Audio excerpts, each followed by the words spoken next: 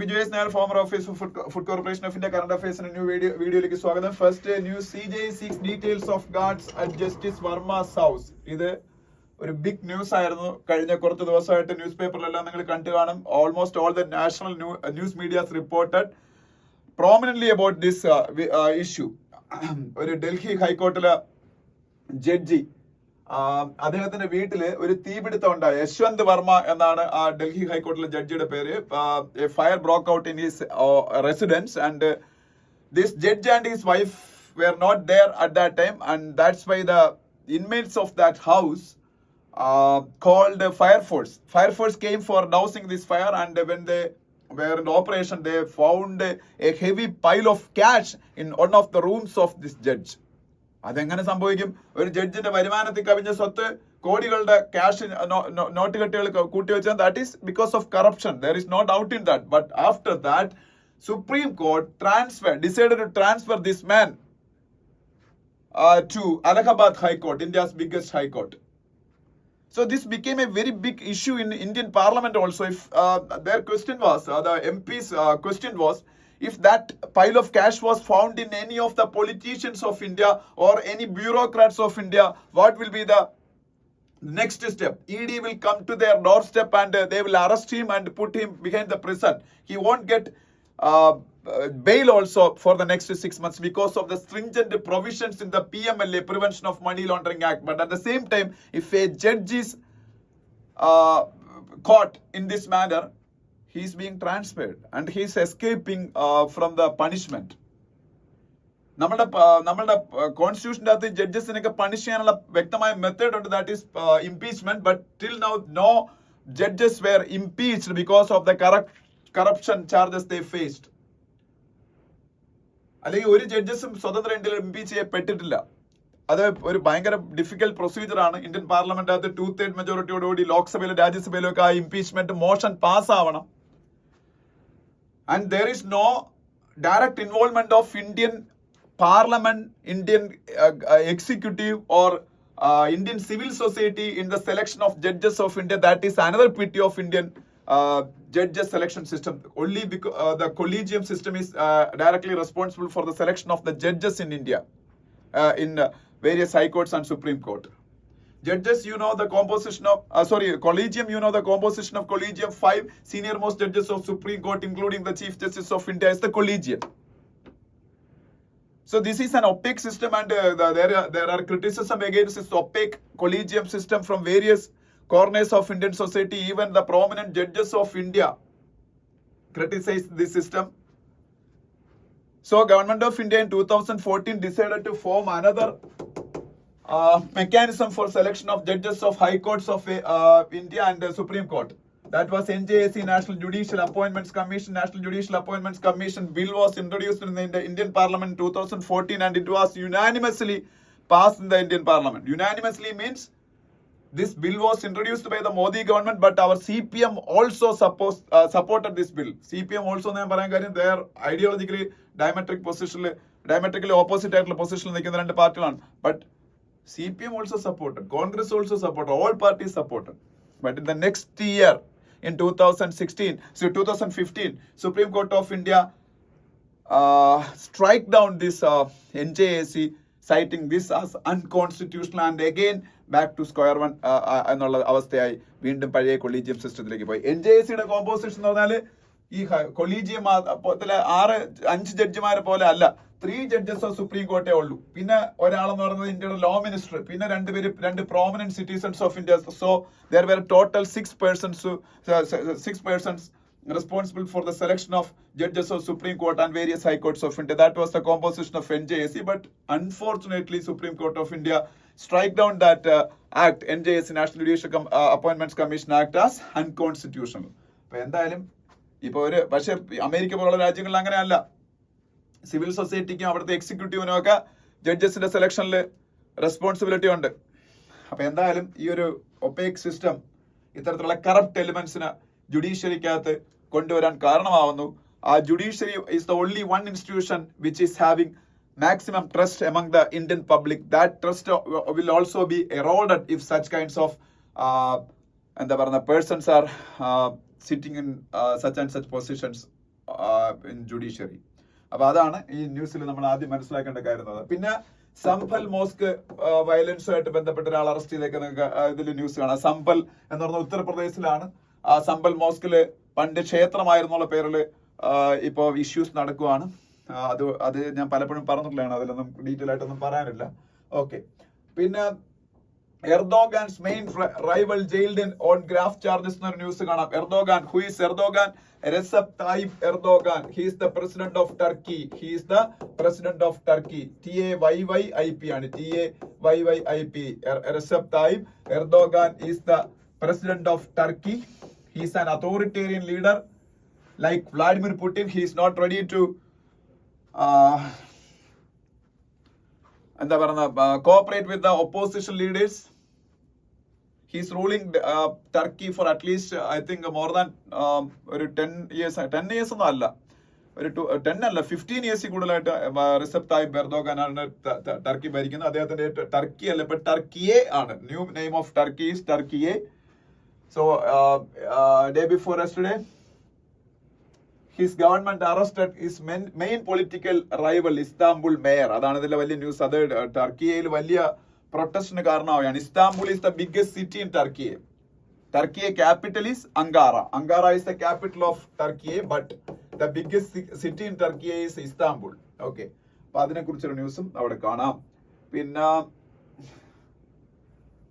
Congress chief minister, Karnataka chief minister സിദ്ധരാമയ്യയുടെ ഫോട്ടോയും കോൺഗ്രസിന്റെ പ്രസിഡന്റായ മല്ലികാർജുൻ ഖാർഗെയുടെ ഫോട്ടോയും നിങ്ങൾക്ക് കൂടെ കാണാം.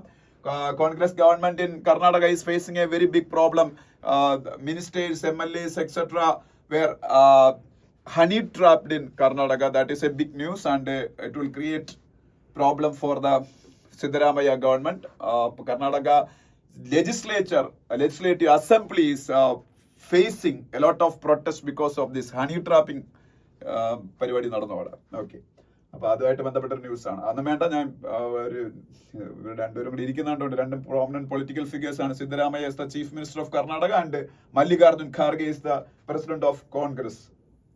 പിന്നെ security forces in Manipur recover heroin from office of radical group ആണെന്ന് വേണ്ട.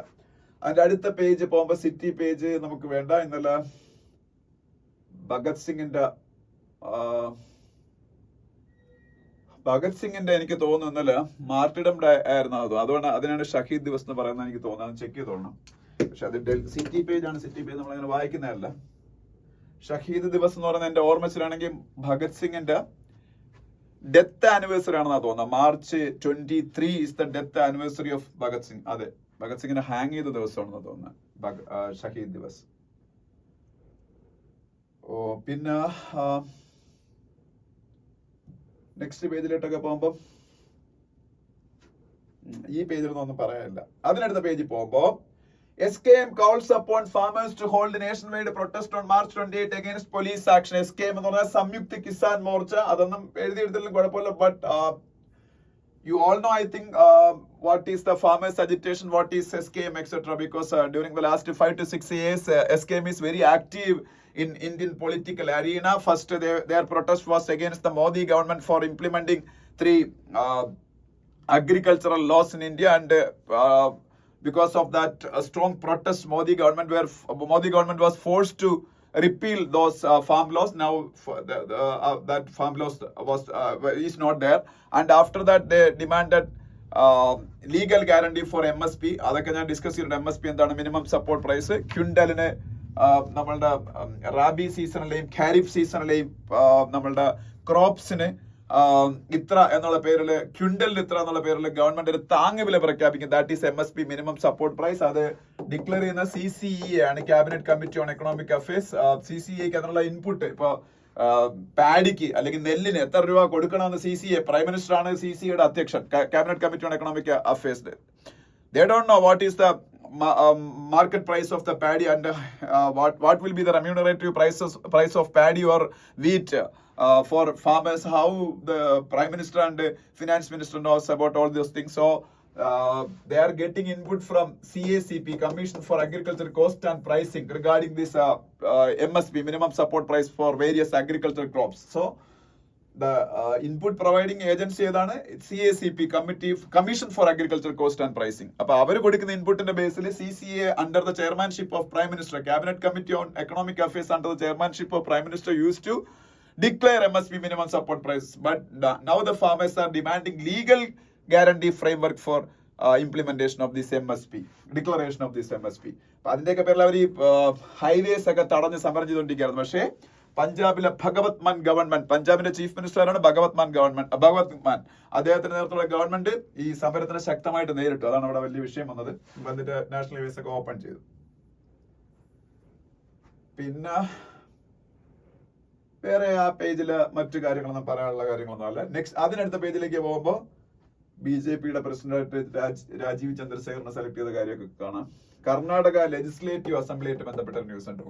കർണാടക ലെജിസ്ലേറ്റീവ് കൗൺസിലുമായിട്ട് ബന്ധപ്പെട്ട news. You know legislative council and legislative assembly. Kerala has only legislative assembly. We don't have bicameral system like Indian Parliament.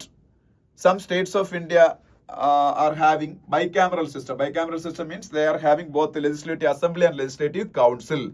Legislative assembly is similar to Lok Sabha. Member of legislative assembly MLA നമ്മൾ select ചെയ്യുന്ന ആൾക്കാരല്ലേ. ലോക്സഭയിൽ MP-മാരെ നമ്മളല്ലേ select ചെയ്യുന്നത് അല്ലേ. അതുപോലെ the representative elected by people are going to legislative assembly. They are known as MLAs, member of legislative assemblies. But indirect election is taking place in legislative councils like Rajya Sabha in the Indian Parliament. In Indian Parliament, Rajya Sabha, what kind of election is happening? Indirect election. അത് അവിടെ നമ്മളെ MLA-മാരൊക്കെയാണ് അവിടുത്തെ Rajya Sabha MP-മാരെ select ചെയ്യുന്നത്. അതുപോലെ legislative കൗൺസിലിലേക്കും indirect ആയിട്ടുള്ള election ആണ് നടക്കുന്നത്. So Karnataka is having legislative council, Telangana is having legislative council, Andhra Pradesh is having legislative council, Maharashtra is having legislative council, Uttar Pradesh is also having legislative council, then Bihar is also having legislative council. So 6 states are having legislative council. അപ്പൊ കർണാടകത്തിന്റെ legislative കൗൺസിലിനെ കുറിച്ചാണ് ഇവിടെ പറഞ്ഞിരിക്കുന്നത്. ഒരു news ഉണ്ട്, അത് കണ്ട് പറഞ്ഞേ ഉള്ളൂ. പിന്നെ കേരളത്തിലെ ആശാ വർക്കേഴ്സിന്റെ അക്രഡിറ്റഡ് സോഷ്യൽ ഹെൽത്ത് ആക്ടിവിസ്റ്റ് ആശാസിന്റെ സമരത്തിനെ കുറിച്ചുള്ള ഒരു ന്യൂസും കാണാം. പിന്നെ കർണാടകത്തിലെ ബന്ദിപ്പൂർ ടൈഗർ റിസർവുമായിട്ട് ബന്ധപ്പെട്ട ന്യൂസ് കാണാം. Bandipur tiger reserve, were is it located? In Karnataka. Bandipur tiger reserve is in Karnataka. Nagarhole tiger reserve, അതെല്ലാം കർണാടകയിലാണ്. ബന്ദിപ്പൂർ, നാഗർഹോൾ NAGARHOLE ഈ നാഷണൽ പാർക്കും കർണാടകത്തിലാണ്. ഇനി അതിനടുത്ത പേജിലേക്ക് പോകുമ്പോൾ ഫസ്റ്റ് എഡിറ്റോറിയൽ പെറ്റി പൊളിറ്റിക്സ് എന്ന് പറഞ്ഞ എഡിറ്റോറിയലാണ്. Petty politics. This editorial is about the meeting happened yesterday on yesterday എവിടെ വെച്ചാൽ നടന്നത്? ചെന്നൈയിലാണെന്ന് എന്റെ വിശ്വാസം. ചെന്നൈയിൽ. The meeting was called by Tamil Nadu Chief Minister M.K. Stalin and the agenda of that meeting is the delimitation, the proposed delimitation in 2026 as stipulated by the Constitution of India. That meeting was convened by Tamil Nadu Chief Minister M.K.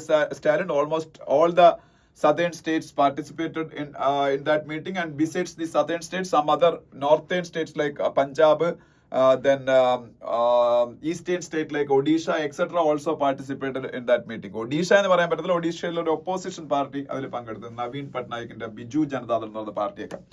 അപ്പം നിങ്ങൾക്ക് എല്ലാവർക്കും അറിയാം what is the process of delimitation അറിയാം, what is the purpose of delimitation എന്നറിയാം. Delimitation എന്ന് പറയുന്നത് 1971 സെൻസസിന്റെ ബേസിലാണ് അവസാനം ഇന്ത്യയിൽ ഡീലിമിറ്റേഷൻ നടന്ന. ഓരോ സെൻസസ് കഴിയുമ്പോഴും കോൺസ്റ്റിറ്റ്യുവൻസീസിന് അതിന്റെ ബൗണ്ടറീസ് റീഡ്രോ ചെയ്യണം based on the population figures arrived in census എന്നാണ് കോൺസ്റ്റിറ്റ്യൂഷൻ സ്റ്റിപ്പുലേറ്റ് ചെയ്തേക്കുന്നത്. ബട്ട് ആഫ്റ്റർ 1971 സെൻസസിന്റെ ബേസിൽ ഡീലിമിറ്റേഷൻ നടന്നതിന് ശേഷം 42nd amendment of Indian constitution ഉപയോഗിച്ച് 2000 വരെയും 42ാം ഭരണഘടനാ ഭേദഗതി ഉപയോഗിച്ച് 2000 വരെയും 84ാം ഭരണഘടനാ ഭേദഗതി 84th കോൺസ്റ്റിറ്റ്യൂഷണൽ അമെന്റ്മെന്റ് വഴി 2026 വരെയും delimitation process was freezed by freeze. So that delimitation freezing is up to the year of 2026 based on the 84th constitutional amendment. 2000 നടന്ന 84th constitutional amendment വഴി. പക്ഷേ 2026 ഈ ഒരു ഫ്രീസിംഗ് മാറുമേ. അപ്പോൾ ഇനിയിപ്പോ ബേസ്ഡ് ഓൺ 2026 സെൻസസിലെ ബേസ് ചെയ്ത് ഇന്ത്യയിൽ വീണ്ടും ഡീലിമിറ്റേഷൻ നടക്കും. ഡീലിമിറ്റേഷൻ എപ്പോഴും പോപ്പുലേഷന്റെ ബേസിലാണ് നടക്കുന്നത്. അപ്പൊ പോപ്പുലേഷന്റെ ബേസിൽ നടന്നു കഴിഞ്ഞാൽ south Indian States will be punished because of the population control they achieved through family planning, but the North Indian states didn't implement family planning in a very good manner.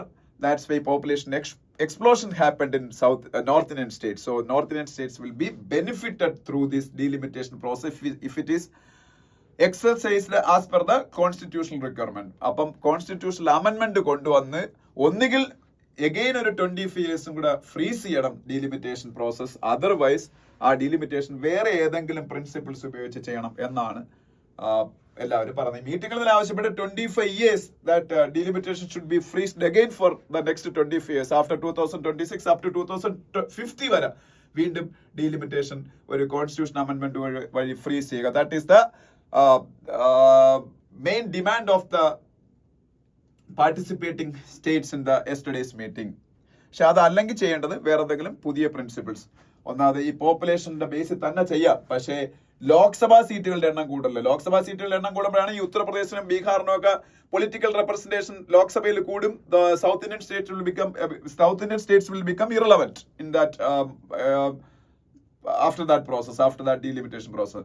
ലോക്സഭയിൽ എണ്ണം കൂട്ടാതെ രാജ്യസഭയിൽ എണ്ണം കൂട്ടിയാലോ ഈ പ്രശ്നമില്ല. രാജ്യസഭ പൊളിറ്റിക്കലി അത്ര powerful ഒന്നും അല്ല. അപ്പൊ രാജ്യസഭ മാത്രം സീറ്റുകളുടെ എണ്ണം പോപ്പുലേഷൻ ആനുപാതികമായിട്ട് കൂട്ടുക. അപ്പൊ അത്ര വലിയ പ്രശ്നം വരത്തില്ല. അതായത് കൗൺസിൽ ഓഫ് സ്റ്റേറ്റ്സിൽ മാത്രം. അതൊരു കാര്യം.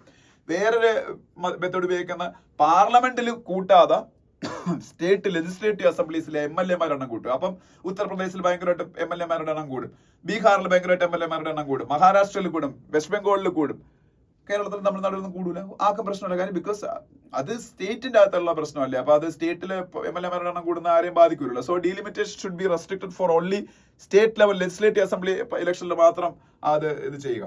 അത് മറ്റൊരു പറയും. ഇങ്ങനെ കുറെ റെക്കമെൻഡേഷൻസ് പറയുന്നുണ്ട്. ഇന്നലെ പിന്നെ തെലങ്കാനയുടെ ഒരു പൊളിറ്റിക്കൽ ലീഡർ പറഞ്ഞത് നമ്മളുടെ GDP-യിലേക്ക് ഓരോ state how much each and every state is contributing based on that contribution that delimitation should be done എന്ന. അങ്ങനെ പറയുമ്പോൾ ആന്ധ്രാപ്രദേശിനും തെലങ്കാനയ്ക്കും തമിഴ്നാട്ടിലൊക്കെ നല്ല റെപ്രസെന്റേഷൻ കിട്ടും. നോർത്ത് ഇന്ത്യൻ സ്റ്റേറ്റുകളിൽ UP-ക്കൊക്കെ കിട്ടും. കാര്യം UP-ക്ക് കോൺട്രിബ്യൂട്ട് ചെയ്യുന്നുണ്ട്. ബട്ട് സ്റ്റിൽ അത് ഏതാണ്ട് തമിഴ്നാടിന് അത്രയും വരുള്ളൂ. അപ്പൊ അത് പക്ഷെ അതൊരു അങ്ങനെ ചെയ്യുമെന്ന് തോന്നില്ല. അതൊരു സജഷൻ വന്നാണ്. എന്തായാലും ഇന്ത്യ ഗവൺമെന്റ് വേരിയസ് സ്റ്റേക്ക് ഹോൾഡേഴ്സുമായിട്ട് എങ്ങനെ നടത്തണം എന്നുള്ള രീതിയിൽ വേരിയസ് കൺസൾട്ടേഷൻസ് നടത്തണം. അതിനുശേഷം ഒരു കൺസെൻസസിൽ അറൈവ് ചെയ്യണം. അതിനെ ബേസ് ചെയ്ത് ഡീലിമിറ്റേഷൻ നടത്താവുള്ളതാണ് ഈ എഡിറ്റോറിയൽ പറഞ്ഞത്. ഇതാണ് ഫസ്റ്റ് എഡിറ്റോറിയലിന്റെ കണ്ടന്റ്. സെക്കൻഡ് എഡിറ്റോറിയൽ എന്ന് പറഞ്ഞാൽ നോട്ട് ദ ഒൺലി പാത്ത് എന്ന് പറഞ്ഞ എഡിറ്റോറിയലാണ്. Not the only path. ഈ എഡിറ്റോറിയൽ എന്തിനെ കുറിച്ചാണെന്ന് ചോദിച്ചാല് ഇന്ത്യയിലെ മാവോയിസ്റ്റ് പ്രോബ്ലത്തിനെ കുറിച്ചാണ്. മാവോയിസ്റ്റ് പ്രോബ്ലം ഇപ്പൊ ഒരു വലിയ പ്രോബ്ലം ഒന്നും അല്ല. സെക്യൂരിറ്റി ഏജൻസീസിനെ സംബന്ധിച്ച് that headache is almost over. Now the Maoist are actually relegated to some parts of Chhattisgarh only and almost all other places of our country is liberated from the clutches of Maoism because of the proactive state and central government measures. ഈ 2000-ന്റെ തുടക്കത്തിലും 2000-ന്റെ ഒരു first ഡെക്കേഡിലും ഒക്കെ ആയിരുന്നു ഈ Maoism അതിന്റെ പീക്കിൽ. എനിക്കറിയാവുന്ന ഒരുപാട് സമയത്ത് എപ്പോഴും നമ്മൾ വായിക്കുന്നത് മിക്കവാറും മാവോയിസ്റ്റുകളുമായിട്ട് എതിരിടുന്നത് സ്റ്റേറ്റ് പോലീസ് ഫോഴ്സും CRPF ആണ്. പാരാമിലിറ്ററി ഫോഴ്സിലെ ഏറ്റവും വലിയ ഫോഴ്സായ CRPF ആണ്. അവരുടെ പേഴ്സണൽസ് എത്രയെങ്കിലും പേര് ഓരോ ദിവസവും 30-യും 40-യും ഒക്കെ ആൾക്കാർ മാവോയിസ്റ്റ് അഫക്റ്റഡ് ഏരിയാസിൽ ലാൻഡ് മൈൻ ബ്ലാസ്റ്റിൽ മരിക്കുന്ന ന്യൂസുകളുമായിട്ടായിരിക്കും മിക്കവാറും ഒക്കെ ഞാൻ ഓപ്പൺ ചെയ്തിട്ടുള്ള പത്രങ്ങൾ വരുന്നത്. ഫസ്റ്റ് ഓരോ ദിവസം പത്രങ്ങളുടെ മെയിൻ പേജിൽ ന്യൂസ് അതായിരിക്കും. ഇപ്പൊ കുറെ കാലം കൊണ്ട് കാണുന്നില്ല. Because of the stringent measures adopted by the government of India and various state governments to eliminate this menace of terrorism from our country by 2026 end. And the government is on the right path. Government is on the എന്താ പറയുക correct ഒരു പാത്തിലേക്കാണ് അവർ travel ചെയ്തുകൊണ്ടിരിക്കുന്നത്. മിക്കവാറും problem അതോടുകൂടി തീരും. പക്ഷേ ഇപ്പൊ ഒരു 30ഓളം പേരെ ഇപ്പൊ ഛത്തീസ്ഗഡില് മാവോയിസ്റ്റുകളെ കില്ല് ചെയ്തു. മൊത്തത്തില് ഇപ്പം ഈ വർഷം തുടങ്ങിയിട്ടാണ് 100-ൽ കൂടുതൽ മാവോയിസ്റ്റുകളെ കില്ല് ചെയ്യപ്പെട്ടു. അപ്പൊ ഹിന്ദു പറയുന്നത് ഈ മാവോയിസ്റ്റുകൾ നേരിടാൻ ഇത്രയും റീജിയനായിട്ടുള്ള ഈ ഒരു മെത്തേഡ് മാത്രം യൂസ് ചെയ്യരുത്. അവരെ സിവിൽ സൊസൈറ്റിയെ കൂടുതലായിട്ട് എൻഗേജ് ചെയ്യിച്ചിട്ട് അവരോട് ടോക്സ് നടത്തി അവരെ സറണ്ടർ ചെയ്യാൻ പ്രേരിപ്പിക്കണമെന്ന്. എനിക്കത് മനസ്സിലാവുന്നില്ല. government and civil society many times asked these Maoists to surrender before the state administration, and they will be rehabilitated and they will be exonerated from all the charges. എന്താ പറയുന്നത്, ഭയങ്കര grave ആയിട്ടുള്ള charges അവർക്ക് against ആയിട്ടുണ്ട്. പലരും murder charges വരെയുള്ള. പക്ഷെ അതെല്ലാം വേണ്ടെന്ന് വെക്കാം. അവർക്ക് വീട് കൊടുക്കാം, ജോലി കൊടുക്കാം, everything government did and they persuaded them to surrender before the administration and many surrendered also. പക്ഷെ കുറച്ചുപേരല്ല. അപ്പൊ അവരോട് പിന്നെ എന്താണ് വേണ്ടത്? അപ്പൊ ഇവിടെ ഇവര് പറഞ്ഞേക്കുന്നത് FARC എന്ന് പറഞ്ഞൊരു ഗറില്ല ഗ്രൂപ്പ് ഉണ്ട്. അത് കൊളംബിയയിലാണ്. അവരൊക്കെ ഇപ്പൊ ആയുധം അവസാനിപ്പിച്ചിട്ട് FARC ഇപ്പൊ ഗവൺമെന്റിന്റെ ഭാഗമായി മെയിൻ സ്ട്രീമിലേക്ക് വന്നു. അതുപോലെ ആയിരുന്നു നേപ്പാളിലെ മാവോയിസ്റ്റുകൾ എന്ന് പറഞ്ഞത്. ഇപ്പൊ നേപ്പാളിലെ മാവോയിസ്റ്റുകളാണ് നേപ്പാൾ ഭരിക്കുന്നത്. അവരെല്ലാം മെയിൻ സ്ട്രീമിൽ വന്ന് ആയുധം ഉപേക്ഷിച്ചിട്ട് അതുപോലെ ഇവരും വരണമെന്നല്ലേ ഗവൺമെന്റ് പറയുന്നു. പക്ഷെ അവർ വരാൻ തയ്യാറാവാതിരുന്ന പിന്നെ എന്താണ് ചെയ്യേണ്ടത്? അപ്പൊ ഹിന്ദു തന്നെ പറയുന്നുണ്ട്, വികസനമില്ലായ്മയുടെ പേരിലാണ് ഈ tribal areas were underdeveloped or development ഇല്ലായിരുന്നാണെങ്കിൽ പറയാം. Now government various state governments in India and also central government is giving maximum attention to develop those areas. So these Maoists are actually losing support base also. Since people are getting the fruits of development, they are not at all attracted to this violent extremist Maoist ideology. പിന്നെ കുറെ ട്രൈബൽസിനൊക്കെ അവന്മാർ force ചെയ്തോണ്ട് വരുന്നതാണ്. അതുകൊണ്ടാണ് ഇപ്പൊ Maoist fail ആവാനുള്ള ഒരു main reason എന്ന് പറയുന്നത്. ഓക്കെ, ഡെവലപ്മെന്റ് ഇല്ലാത്തപ്പോഴത്തേക്ക് സ്വാഭാവികമായിട്ട് ആൾക്കാർ മാവോയിസത്തിലേക്കൊക്കെ ആയുധം എടുത്ത് ഇറങ്ങും. ഇപ്പൊ ഡെവലപ്മെന്റ് കിട്ടി കഴിയുമ്പോഴത്തേക്ക് പിന്നെ അവർക്ക് അതിന്റെ ആവശ്യമില്ലല്ലോ. അപ്പൊ ഇതാണ് സെക്കൻഡ് എഡിറ്റോറിയൽ. പിന്നെ എന്താ ഹിന്ദുവില്ല ആർട്ടിക്കിൾസ് എല്ലാം ഈ ഫസ്റ്റ് ആർട്ടിക്കിൾ സൗമ്യ സ്വാമിനാഥൻ എഴുതിയ ആർട്ടിക്കിളാണ്. Soumya Swaminathan is the former chief scientist of WHO, world health organisation. ഇന്ത്യയുടെ അഗ്രികൾച്ചർ റവല്യൂഷന്റെ ഫാദർ എന്നറിയപ്പെടുന്ന ഭാരത് രത്ന ഡോക്ടർ MS സ്വാമിനാഥന്റെ മകളാണ് ഈ ഡോക്ടർ സൗമ്യ സ്വാമിനാഥൻ.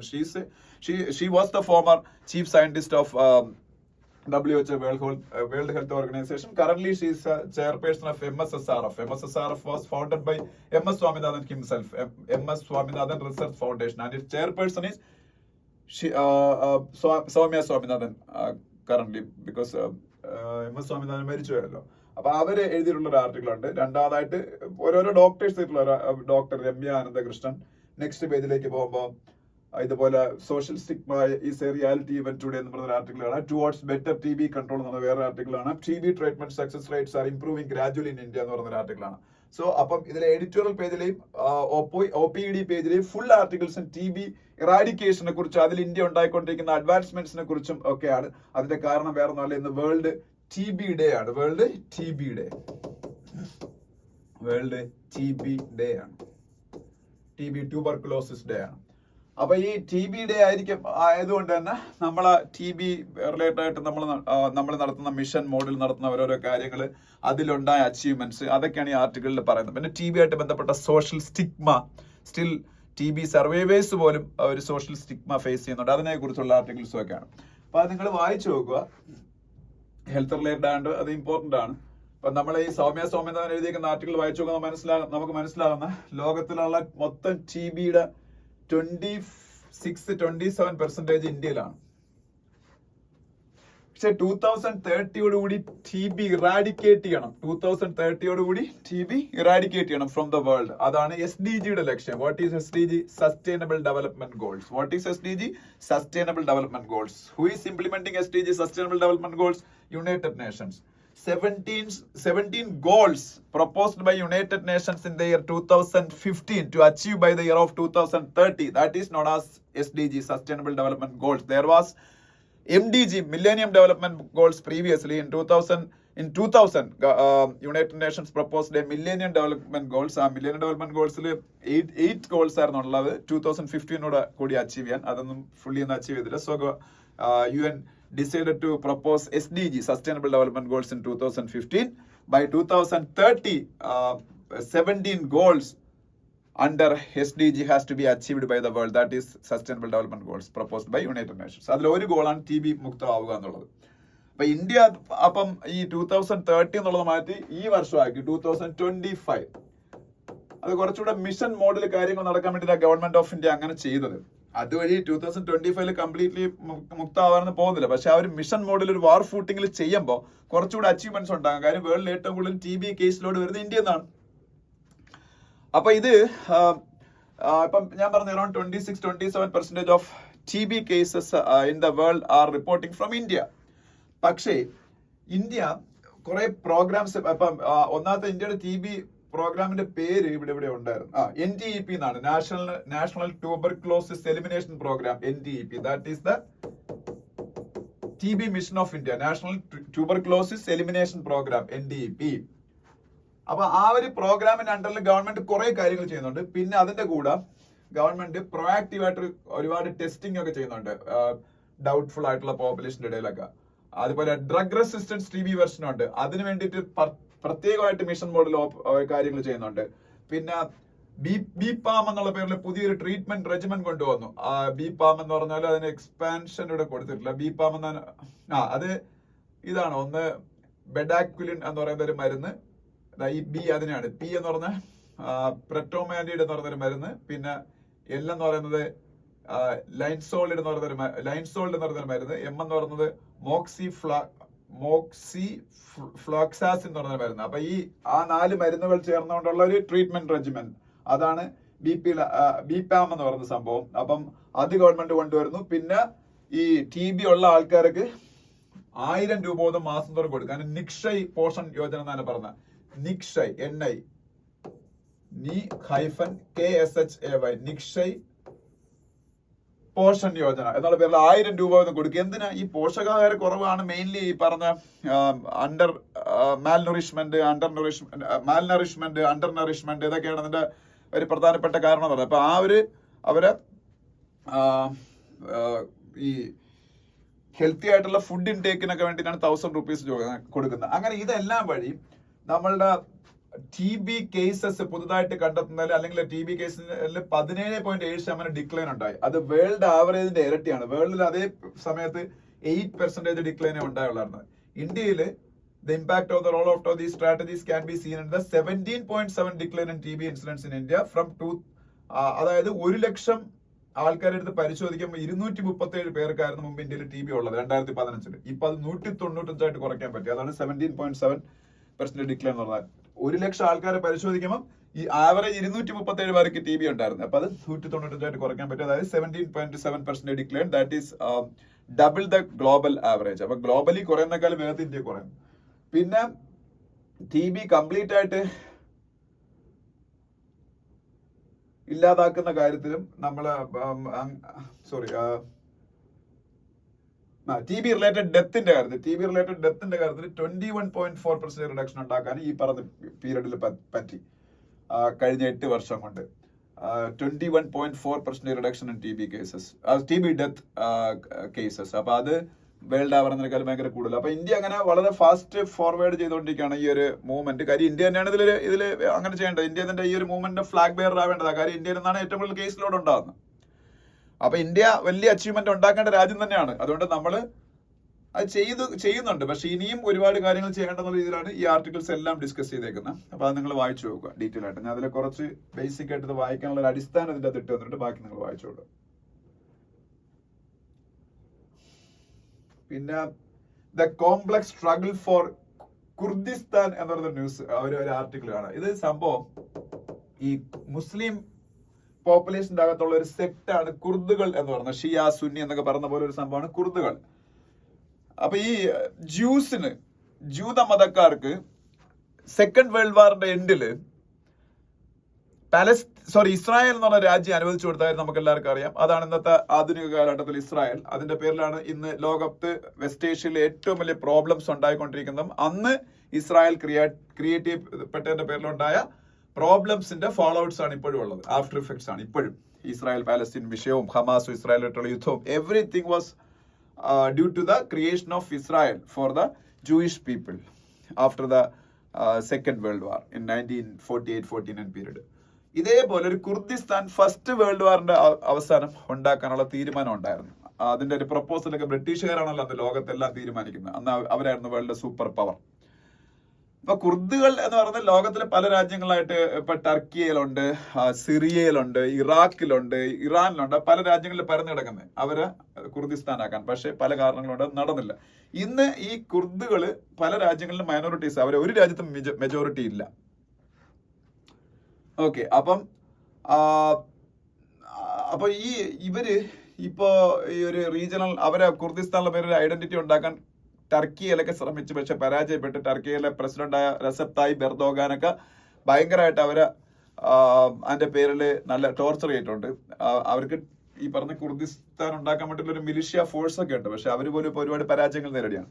അപ്പൊ അതുമായിട്ട് ബന്ധപ്പെട്ട കുറച്ച് കാര്യങ്ങൾ, കുറച്ച് ഹിസ്റ്ററി ഉണ്ട് അത് പറയുന്നത്, ഹിസ്റ്ററി. ഓക്കെ, പിന്നെ അതിന്റെ അടുത്ത പേജുകളിലേക്ക് പോകുമ്പോൾ മണിപ്പൂരില് ഞാൻ പറഞ്ഞല്ലോ, സുപ്രീം കോടതിയിലെ BR ഗവായിയുടെ നേതൃത്വത്തിലുള്ള കുറച്ച് ജഡ്ജിമാർ ഇപ്പോ ഒരു ഫാക്ട് ഫൈൻഡിങ് മിഷൻ ഒക്കെ നടത്തി. അതുകൊണ്ട് റീഹാബിലിറ്റേഷൻ ക്യാമ്പുകളിലും ഒക്കെ റിലീഫ് ക്യാമ്പുകളിലൊക്കെ വിസിറ്റ് നടത്തിയത്, അതിനെ കുറിച്ചുള്ള ന്യൂസ് ഉണ്ട്. പിന്നെ മണിപ്പൂരിൽ കോർട്ട് ഉണ്ടാക്കിയ 12th ആനിവേഴ്സറി ആയിരുന്നല്ലോ മണിപ്പൂർ കോർട്ടിന്റെ, മണിപ്പൂരിലെ കോർട്ടിന്റെ, ഹൈക്കോർട്ടിന്റെ, മണിപ്പൂർ ഹൈക്കോർട്ടിന്റെ. അപ്പൊ അതുമായിട്ട് ബന്ധപ്പെട്ട് ഈ ജഡ്ജിമാർ അവിടെ വിസിറ്റ് ചെയ്തതിന്റെ കാര്യങ്ങളും, ഇന്ത്യയുടെ ലോ മിനിസ്റ്റർ ആ പ്രോഗ്രാമിൽ പങ്കെടുത്ത ഇന്ത്യയുടെ ലോ മിനിസ്റ്റർ ആരാണ്? Arjun Ram Meghwal. Arjun Ram Meghwal is the Law Minister of India. Arjun Ram Meghwal. പിന്നെ താഴോട്ട് വരുമ്പോ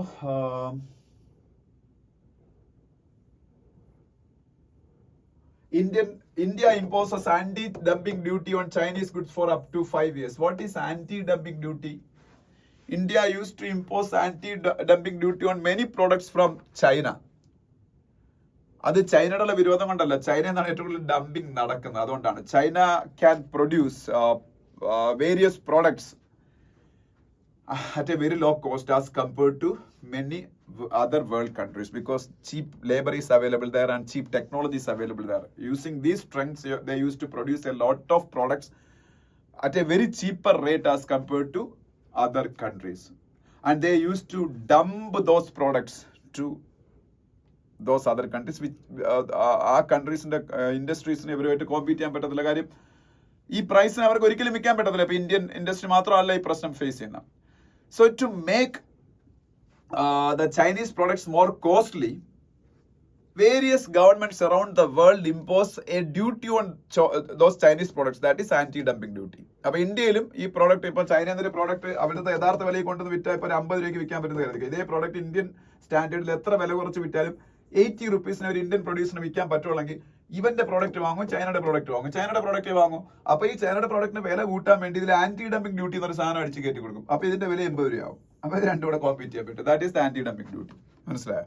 അപ്പൊ ചൈനയുടെ പല പ്രോഡക്ട്സിന് മുകളിൽ ഇന്ത്യ ആന്റി ഡംപിംഗ് ഡ്യൂട്ടി ഏർപ്പെടുത്താറുണ്ട്. ഇപ്പം ഒരു പ്രോഡക്റ്റിന് കുറെ പ്രോഡക്ട്സിന് മുകളിൽ ആന്റി ഡംപിംഗ് ഡ്യൂട്ടി ഏർപ്പെടുത്തി ഇറക്കുന്നതിനെ കുറിച്ച് ന്യൂസ് ആണത്. ഓക്കെ,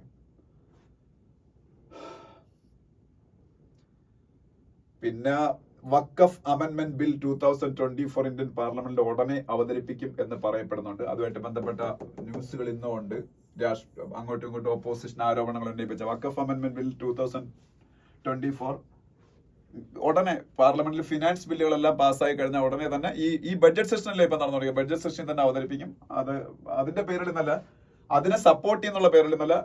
ബീഹാറിലെ നിതീഷ് കുമാർ ആണല്ലോ ബീഹാറിലെ ചീഫ് മിനിസ്റ്റർ. അദ്ദേഹത്തിന്റെ പാർട്ടിയും BJP സപ്പോർട്ട് ചെയ്യുന്നുണ്ട് ഈ ബില്ല് പാസ്സാക്കാൻ.